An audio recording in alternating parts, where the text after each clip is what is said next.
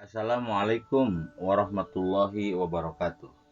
Senang bertemu dengan ikhwatu iman yang berbahagia di channel YouTube Amanu Voice dalam kajian Sirah Nabi Muhammad Shallallahu Alaihi Wasallam edisi yang kelima.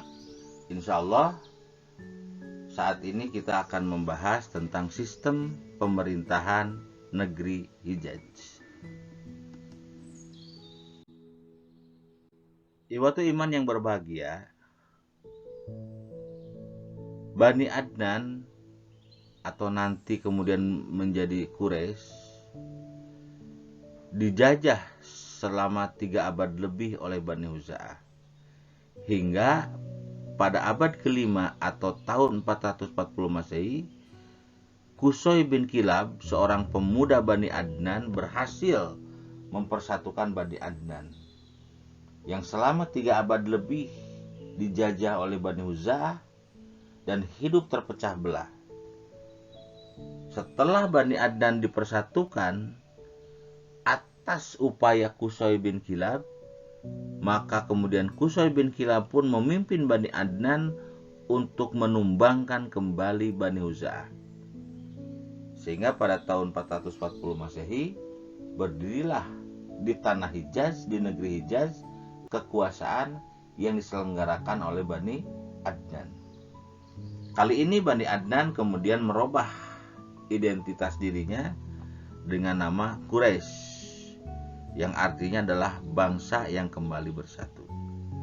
Ikhwatu iman yang berbahagia, dalam melaksanakan pemerintahan atau kekuasaan di tanah Hijaz, para pendiri bangsa yang dipimpin oleh Qusay bersepakat untuk tidak menggunakan sistem monarki, tetapi yang berlaku pada saat itu atau yang disepakati pada saat itu adalah sistem demokrasi di kalangan kaum aristokrat, yaitu di kalangan kepala-kepala suku, kepala-kepala kabilah, kepala-kepala bani. Walaupun di kabilahnya sendiri, di baninya sendiri, berlaku kepemimpinan dengan garis keturunan atau monarki dan bersifat paternalistik. Tetapi untuk satu negeri Hijaz, bangsa Quraisy, mereka sepakat dengan menggunakan demokrasi di antara kepala-kepala suku. Oleh karena itu, ya, kita tidak pernah mendengar raja di Hijaz, karena sistem yang berlaku memang bukan monarki. Ini memang sistem yang berbeda di keseluruhan atau dibandingkan dengan keseluruhan negara-negara di Hijaz pada saat itu, yang pada saat itu mereka memberlakukan sistem monarki. Selain itu, mereka juga bersepakat ada pembagian otoritas, ada pembagian kewenangan yang dibagikan kepada suku-suku atau bani-bani yang berpengaruh di kalangan bangsa Quraisy. Walaupun pembagian otoritas itu, yang otoritas yang penting, kewenangan-kewenangan yang penting dipegang oleh Qusay. Misalnya Qusay bin Kilab memegang Nadwah, parlemen tertinggi. Kemudian Liwa, yaitu panji perang. Artinya Qusay bin Kilab memegang panji perang. Ya, negara dalam keadaan perang, negara dalam keadaan damai, ya tergantung kepada Qusay bin Kilab. Karena itulah maka Liwa, pemegang panji perang, itu sama dengan panglima angkatan bersenjata atau panglima tentara. Kemudian juga Qusay memegang Qiyadah, kepemimpinan eksekutif. Kemudian Qusay juga memegang Hijabah, penjaga Baitullah.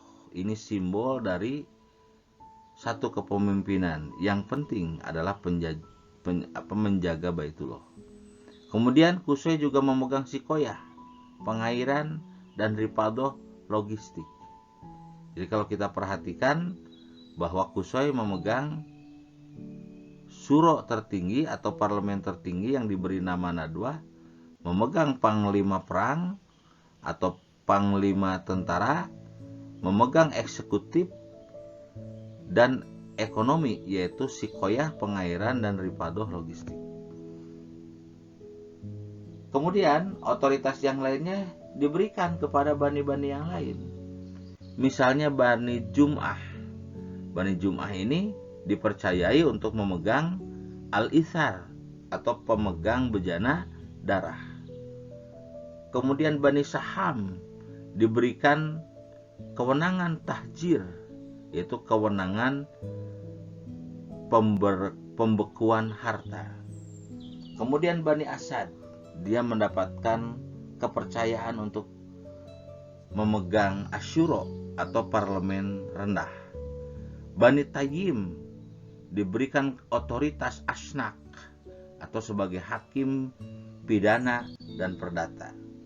Bani Umayyah dipercayai untuk memegang militer. Jadi militer ini atau ikobah ini atau militer dipegang oleh Bani Umayyah. Tetapi panglima perangnya, panglima tentaranya atau liwa dipegang oleh Qusay.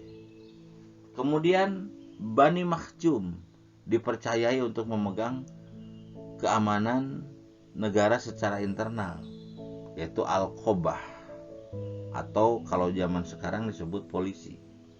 Kemudian yang terakhir, Siparoh atau duta negara dipercayakan kepada Bani Adi.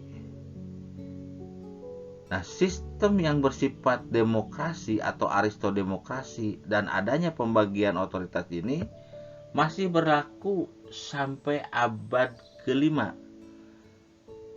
Sampai abad ke-6.